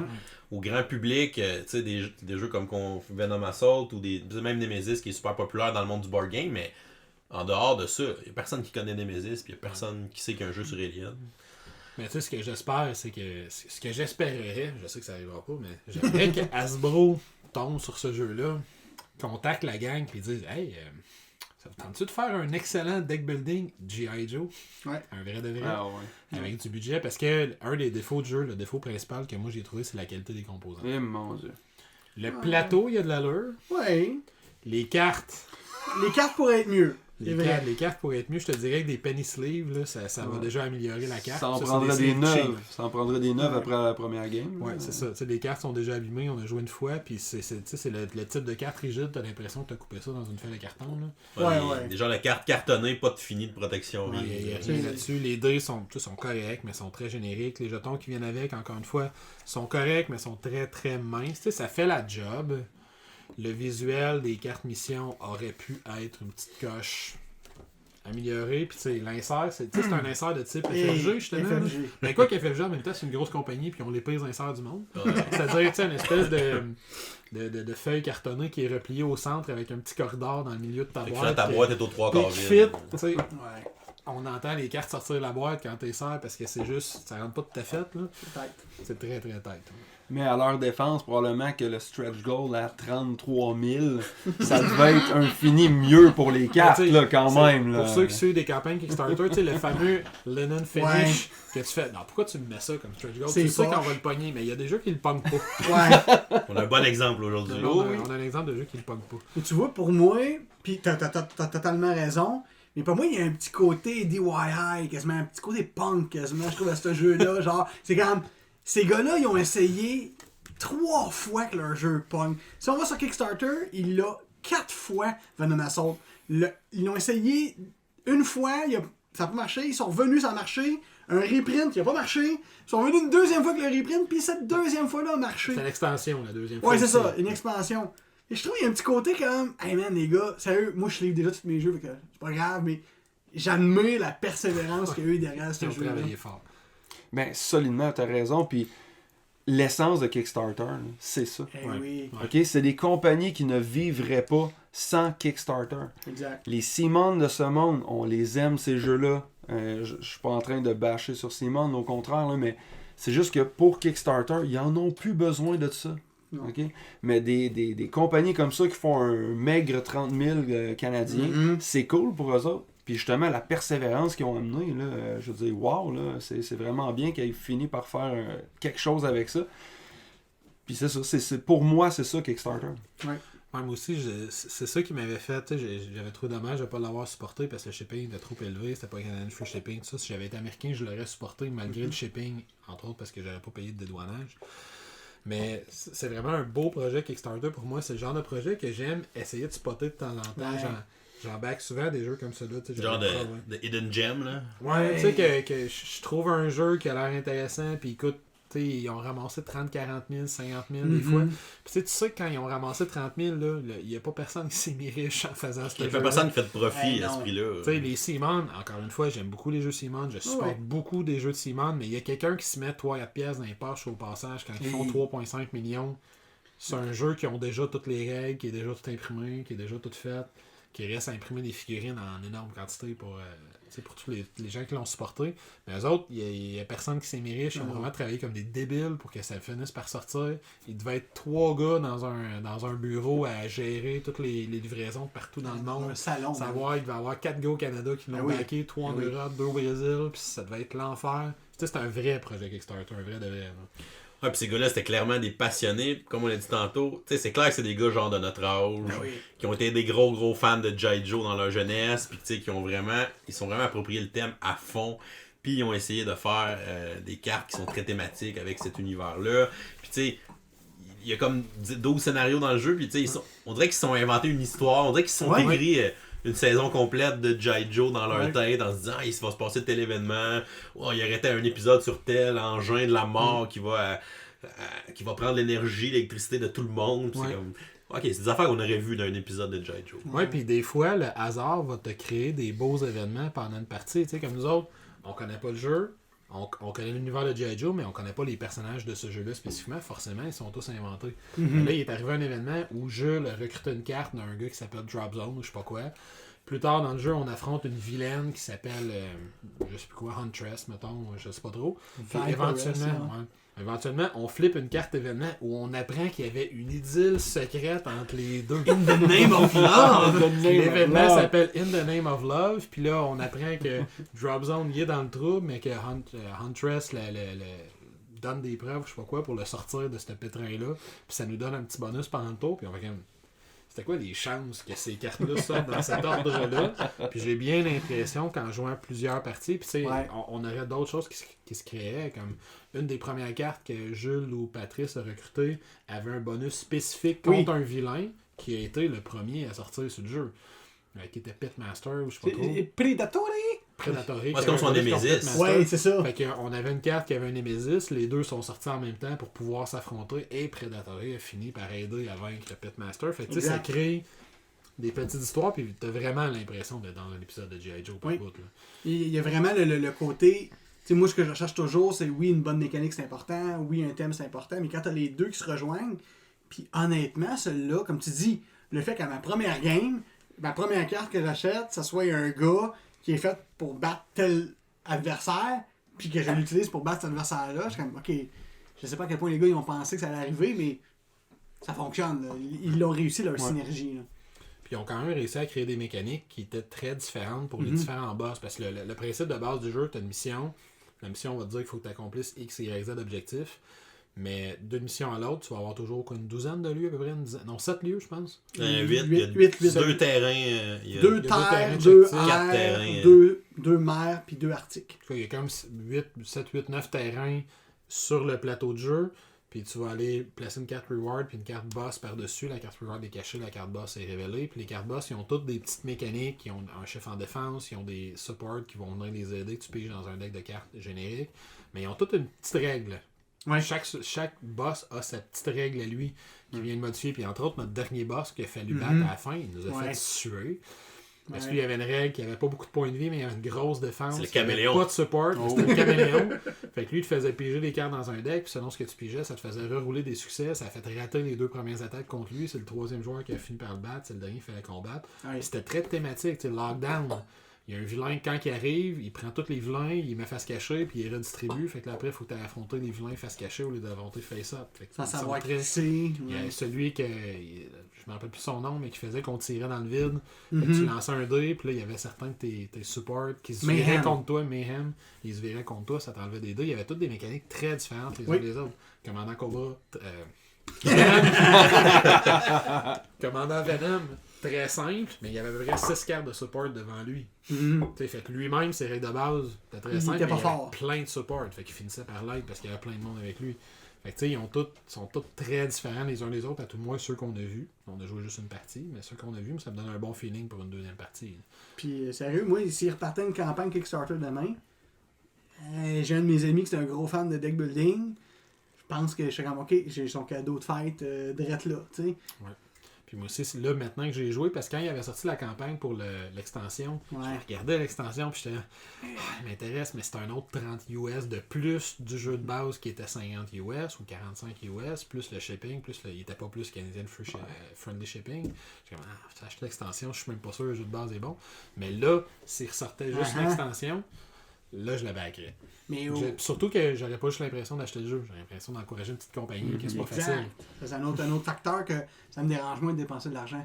Et tu sais, quand c'est un truc que je donne à nos auditeurs, là, c'est sûr que c'est important de respecter les règles des douanes, mais sachez qu'il y a des compagnies qui offrent des boîtes postales près des lignes.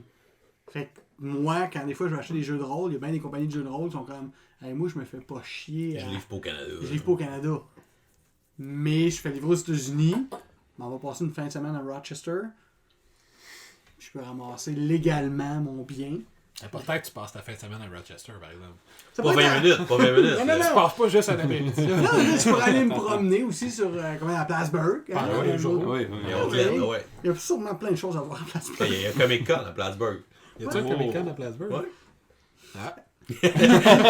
Puis moi, honnêtement, quand j'ai vu le jeu, genre après 2 tours de mécanique, là, je vais le relier à une déception grandiose que j'ai eue, soit la pire déception de ma vie. Whoop. Scott Pilgrim.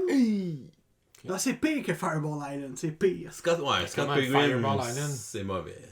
Non, mais tu peux pas mettre ça dans tes déceptions. T'as acheté l'espèce d'insert en bois pour serrer le jeu après. Non, mais je te dis une chose. C'est Fireball Island, au moins, j'ai vu des enfants s'amuser avec. Oui. Bon. Scott Pilgrim, non. C'est comme, on a Contrairement aux adultes qui ont joué avec. Tu sais, quand tu vois un enfant avoir du plaisir, tu peux-tu mettre un prix là-dessus? Je pense pas. Mais Scott Pilgrim, j'aimerais ça que tu continues à me parler de ça. Mais je pense qu'on va garder ça pour dans 2-3 minutes. Il n'y avait pas un playmat avec ça? En tout cas, non, c'est bon. Je pense que c'était un apron qui venait avec. Ah non, c'était séparé, il fallait l'acheter. C'était un tapis de souris géant. Moi, j'aimerais juste savoir, mettons, si tu calcules combien t'as coûté et combien tu l'as vendu. La différence entre les deux, c'est combien? Ça, c'est un coup bas, man. On va dire bonjour à Jesse de Rimouski. Ouais, fin négociateur qui leur coûte pas cher. Moi, je vais être honnête, quand j'ai acheté Scott Pilgrim, un des facteurs qui a fait que, initialement, c'était un deck building que tes cartes avaient 2 fonctions. J'étais comme, un deck building. C'était recto verso. Oui, c'est ça. Mais que tu mettes recto verso sur le même side de la carte, au final. Tu sais, dans ce cas-ci, c'était la phase de recrutement ou la phase tactique. Alors que dans Scott Pilgrim, c'était d'un côté ou de l'autre, mais c'est un peu la même chose. Je trouvais que c'est comme, wow, un deck building game où tes cartes peuvent te servir à 2 choses. C'est intéressant. Faut que ça soit un choix stratégique. Puis il l'avait tellement pas bien implémenté. Je me rappelle qu'on s'est forcé à jouer 2-3 games. Ah ouais, mais c'était beaucoup trop aléatoire. Puis je me rappelle que vous aviez dans votre face la face de... On y dit-tu, genre, qu'il s'est C'est fait... mauvais. Ah, c'est pas bon, là. Puis tu sais, à un moment donné, je l'ai caché, je suis comme, ok, les gars, je forcerai plus à jouer à ça. Mais celui-là, j'étais comme, oh my god. Peut-être qu'ils se sont repris avec le jeu de figurines. Sait-on jamais. Qui est présentement sur Kickstarter pour une 2e fois déjà. Whoop. Mais justement, moi, c'est une des forces que j'ai aimé de celui-là, de Venom Assault, c'est que la dualité que tu avais dans la double utilisation de tes cartes était intéressante. Ouais. Parce que, dans le fond, tu as une phase de recrutement, puis après, tu as une phase tactique, qui est ta phase de combat. Dans ta phase de recrutement, tu utilises tous tes bonhommes, mais certains personnages ont des pouvoirs particuliers qu'ils peuvent utiliser dans la phase de recrutement. Quand tu arrives dans la phase tactique, il faut que tu prennes un des personnages que tu as choisi, qui est ton commandant. C'est lui qui lead l'assaut, ce qui est très G.I. Joe comme façon de fonctionner. Tous les autres deviennent secondaires. Mais si tu as utilisé l'habileté spéciale d'un personnage, il peut pas être ton leader. Fait que tu as toujours un choix intéressant, parce que, évidemment, je pense à mon ninja, comment il s'appelait? Blindside. Il y avait un pouvoir que s'il était en support, tous les 1 que je roulais, donc mes pires résultats de dés, étaient des succès automatiques. Sauf que si je l'utilisais comme leader, il lançait 6 dés. Ce qui était énorme. Oui. Fait il y a eu des situations où j'étais comme ça m'est arrivé une fois, j'avais un leader, j'avais un bonhomme qui avait 4D si je l'utilisais comme leader. Je vais utiliser celui qui était à 4D comme leader, puis blindside, je vais le mettre comme support au lieu de. Mais j'aurais pu utiliser ses 6D, puis mon 4D, le mettre en support, puis là, il y a eu une autre habileté spéciale. Fait que ça donne des choix extrêmement. J'ai trouvé que c'était des choix super intéressants pendant le jeu. T'avais un vrai choix tactique à faire qui était intéressant, qui était enrichissant pour ton expérience, qui était pas nécessairement toujours facile à faire. Puis je trouve ça étrangement bien balancé pour un jeu avec des dés dedans. Ouais, c'est vrai. Tu sais, c'est étrange parce que tu te dis, mon Dieu, les dés doivent changer tellement tout parce que c'est tellement aléatoire, mais au final, pas tant parce que justement, avec des pouvoirs comme tu parles, que les 1 deviennent des succès ou que tu peux lancer plus de dés, ça vient comme épurer ça un peu. J'ai trouvé que ça avait bien fonctionné, puis c'était le gros doute que j'avais. J'adore les jeux de dés, mais dans un deck building, je me disais, oh my god, qu'est-ce qui va se passer? Ouais, parce que dans puis un non, deck building, ça, t'as déjà passé. l'aspect aléatoire que je peux acheter toutes les meilleures cartes du jeu, mais ça se peut que j'ai pas que jamais au bon moment. Oui. Puis là, je rajoute des dés par-dessus ça aurait pu nous péter. Puis il y a probablement, tu sais, si mettons qu'on est réaliste, il y a sûrement des parties que ça doit arriver. Ouais. Ah, probable. Que tu roules juste des dés, il n'y a rien qui fonctionne. Ou qu'à l'inverse, tu roules très fort, puis là, tout marche. Mais en tout cas, pour une première expérience, j'étais très surpris de l'équilibre qu'il y avait dans le jeu.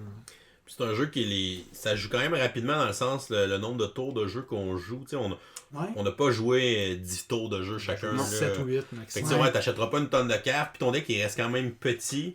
Puis tu peux éliminer une carte à chaque fin de tour.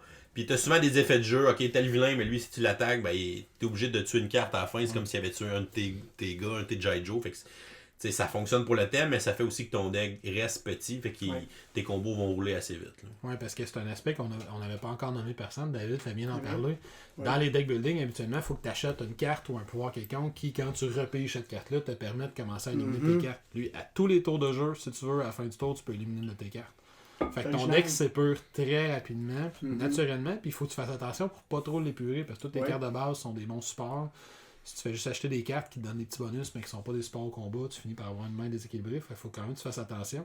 Fait que c'est la première fois que j'avais des possibilités. C'est le seul deck building que je joue que j'ai des possibilités d'éliminer des cartes que j'utilise pas. Ouais, c'est vrai. Parce que je fais attention, faut pas que j'aille trop vite dans mon élimination. Ouais, puis même tes cartes de base, tu sais, oui, tu veux les éliminer, mais tu sais, ils sont super bons en support parce qu'ils te donnent tout le temps un dé de base. C'est ça, sont intéressants, ce que les autres cartes font pas nécessairement. Ouais. Fait que les choix sont pas faciles. Fait que beaucoup de petites décisions à prendre à l'intérieur du jeu. Messieurs, c'est l'heure de faire notre verdict de notre première impression sur Venom Assault. Donc on va on va donner une note sur 10. On sait que Pat. Oui, bon, ok, vous savez que je vais donner une grosse note. J'étais un fan de quand même G.I. Joe, Yojo. Puis j'étais un gros fan de Deck Building Game. J'étais un gros fan des petites compagnies sur Kickstarter. Moi, je vais être vraiment plus clément sur les mécaniques un peu clunky quand c'est une petite compagnie. Fait que moi, c'est sûr que ce jeu-là m'arrive un peu dans mon blindside. Sans avoir joué, il y avait déjà des facteurs positifs. Mais il t'a surpris quand même. Oui, c'est ça, parce que à la fois, comme je disais au début, je le balance avec. Je suis quand même critique de ce type de jeu-là. Fait que ça me met dans une zone weird, mais moi, je vais lui donner un 8 sur 10. Puis, les demi-points, j'aime moins ça, là, mais je suis déchiré. Mes élèves aiment bien ça.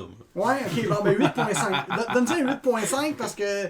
Sérieux, moi j'ai vraiment envie de faire la mission 2 là. J'ai envie de savoir là, la maison là, pour les raccoons là, que Sandbar a fait, il se passe quoi avec ça?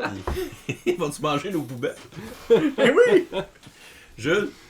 Ouais, ben en fait, ça m'a vraiment surpris. Les dés, tout ça là-dedans, là, je savais pas pantoute comment ça allait se dessiner, puis j'ai été extrêmement surpris. Puis contrairement à Pat là, qui connaît les G.I. Joe, moi j'en connais absolument rien pantoute des G.I. Joe.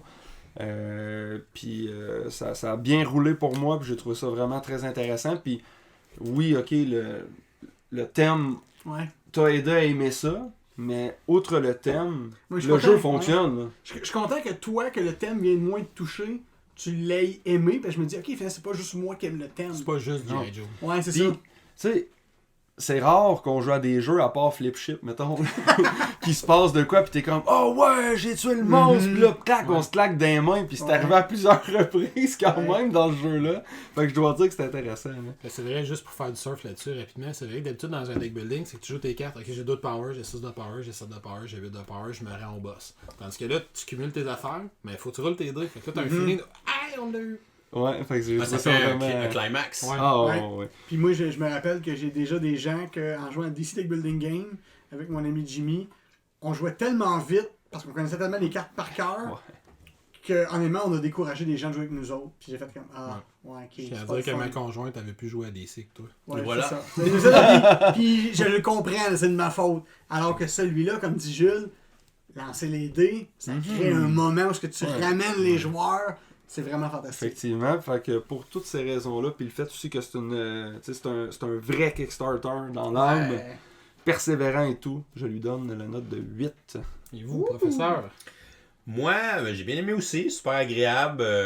Moi aussi, j'ai joué avec des G.I. Joe quand j'étais jeune, fait que c'est sûr qu'on les retrouve aussi.